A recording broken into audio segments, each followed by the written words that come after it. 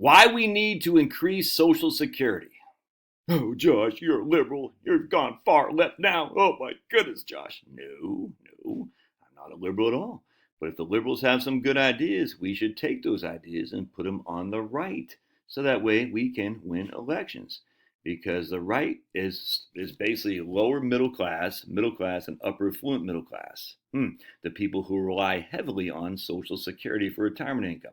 Thus, we raise the retirement income, i.e. Social Security, for those people. And what do we get? We get more votes. And when we get more votes, we can enact good policies, like getting rid of fluoride in the water in Florida. That's freaking fantastic. Like prosecuting Congress people who beat cops, like is what the DOJ is going to do here. Like pardoning the Jan 6 rioters. You see what I'm saying? These are good things. You got to win, right? So anyway, we're going to read this from my man Richard Easterlin. Well, raising the incomes of all increase the happiness of all. And I love Richard Easterlin. He just died in 2024. I never heard of him until he died. Then I heard of him. And this is written in 1994. But I had read this, and because he just hit me like a ton of bricks. I said, oh, I get it. Because I said, why is Americans generally happy, but why are other countries happier than us when we have more, our standard of living is so much higher? It's like, it didn't make any sense to me. And I read this book by my man Richard Easterlin. I bought it from 1968. Population, labor force, and long-term swings in economic growth. And the guy just freaking hit me like a ton of bricks. So anyway, let's go down to what he says right here by Karl Marx. Oh my goodness. A house may be large or small. As long as the surrounding houses are equally small, it satisfies all social demands for a dwelling. But if a palace rises by that little house shrinks into a hut. Interesting. Put generally, happiness or subjective well-being varies directly with one's own income and inversely with the income of others. Raising the income of all does not increase the happiness of all because the positive effect of a higher income on subjective well-being is offset by the negative effect of higher living level norms brought about the growth of incomes generally. So everyone's getting a rising tide lifts all boats, but that doesn't make me feel any better because I'm still where I was comparing myself to you.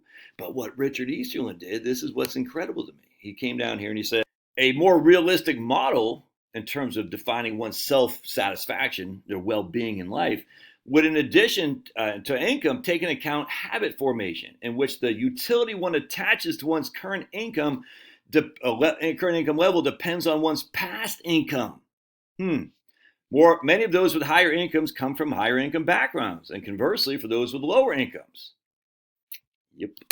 What does that mean? Well, if you're raised poor and now you're in the middle class, you have a higher self-satisfaction because you're like, man, I didn't have any of this before. Now I got it now. I'm freaking living large. If you're raised wealthy, even if you're in the upper affluent, but you're a little bit behind where you were, you're going to be less satisfied, even though you have money and all the stuff that the poor people and the middle class people don't. Because you're raised in a high income class, and now you're not quite as high, but you're still higher than other people. But you're like, yeah, but where I used to be.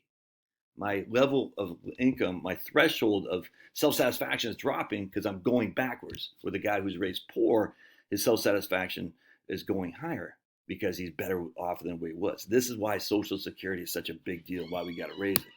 Check this out. The evidence that income growth in a society does not increase happiness comes from a time series of studies in the United States. In a detailed analysis of 45 happiness studies taken between 1946 and 1977, this researcher arrives at the same conclusion as Easterlin did, that there was a swing in American happiness with a peak in the late 1950s, but little indication of a trend. So the peak 1950s, Americans were happier than they ever been, and then just kind of leveled off to go down. Why? Well, Easterlin would say because the people born who are now in the 1950s and living, they were born in the 1920s and 30s. They were born during the Depression where no one had crap. Now all of a sudden they have all this stuff. They're like, oh man, life is good. But then the people born, the hippies essentially, boomers who were born in the 1950s, they were used to having all this crap, but didn't have that much more crap. And they're like, oh man, this is just the same as always been. Which is why they went, I got to go to Eastern religion or I got to take drugs because I'm not living large compared to what my parents did. Well, the reason your parents are happy and living large is because what they went through in the Great Depression. Let's keep going because this is interesting. I'll tell you what it has to do with Social Security here in just a second. Right here. Let's see. Trends in life satisfaction in 9 European countries from 1973 to 1989 are much like reported for those of the United States. Satisfaction drifts upwards in some countries, downward in others.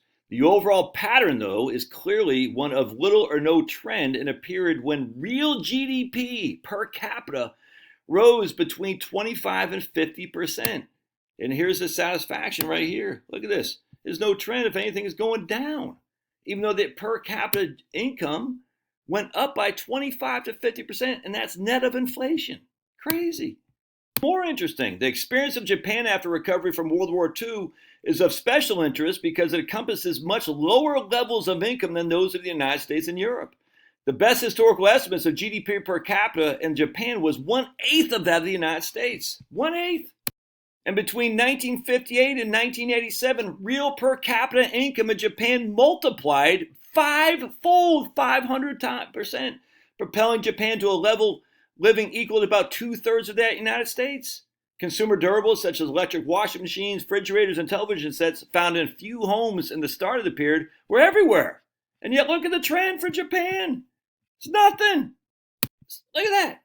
Up just a tad. But despite this unprecedented 3 decades advance in level of living, there is no improvement in subjective well-being. And goes through the United States. When Americans are asked to think about the good life, the life you'd like to have, the proportion identifying goods such as really nice clothes and a vacation home as essential for the good life is considerably higher in 1988 than in 1975. But yet the level, so basically back in 1975, we're happy we didn't need a vacation home and all that to have the good life. Now we do because our incomes have gone up substantially. And yet to have the good life is now we have to have all this.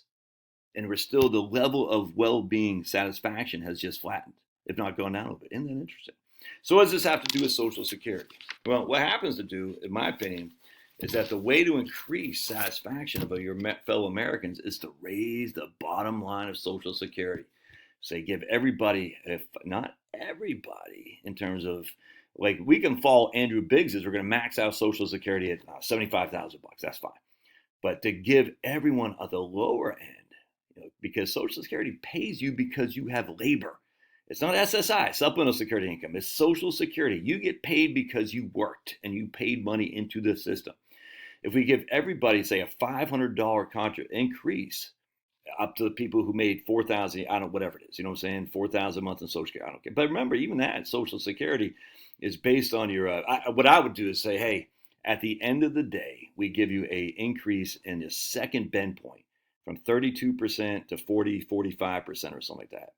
And that way you're saying everybody's going to get an increase in Social Security, but that increase is bigger for the people on the lower end than it is the people on the higher end.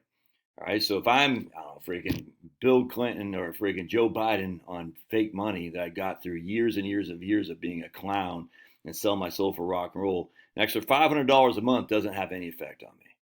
But if I'm friggin' Sniffy Joe down there, not Sniffy Joe, if I'm Grandpa Jones down there and I get an extra $500 a month, that's a big impact. Huge, huge. Even if it's $500 a month for me and $500 for him, because now my standard of living is getting closer to the higher ends. And as such, I have more disposable income, which would increase my well-being and my happiness. That's what you should do, and it rewards your base. This is the whole point about politics, dude. You take care of your base, so they take care of you. I know it's crazy, but how do we pay for this? We pay for like everything else. We don't. What? We don't. What do you mean? I mean, I would do a massive wealth tax. I'd get rid of income tax and tax wealth. I think you need to tax wealth, not income. That's, in my opinion, that's not even debatable. But how would you do that? It's easy, dude. You say, how much do you own? I mean, how much do you own? And own is your net worth, which is you subtract liabilities. What do you own? How much is it worth? And pay a tax based on that. No income tax. Just if you own this and you own that, it's worth $100 million. You pay a tax of whatever, 20%. I don't know, whatever that was, 10%.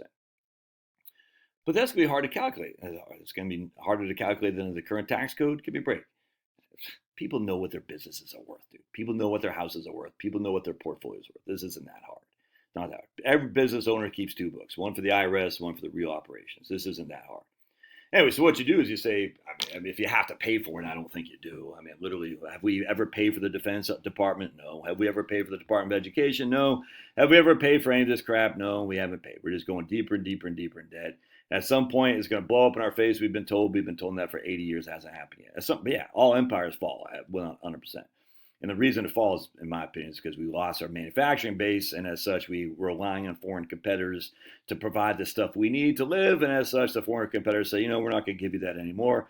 As such, you will bow to us. Anyway, the point being is, if you want to increase well-being for Americans, you increase their Social Security benefits, 100%, dude. 100%. And that'll be for retirees. You say, give something else for people to strive for, to work. Younger people to work, gives them another reason to work. It gives them something else to strive for. Say, instead of getting $2,100 a month in social, I get $2,600. That extra that's a 20% increase in my Social Security benefit. That will give them a higher standard of living, absolutely. But it also gives them a higher standard of living relative to the wealthier people who they're comparing themselves to. And that way they say, things are actually pretty good, especially from where I was expecting it to be.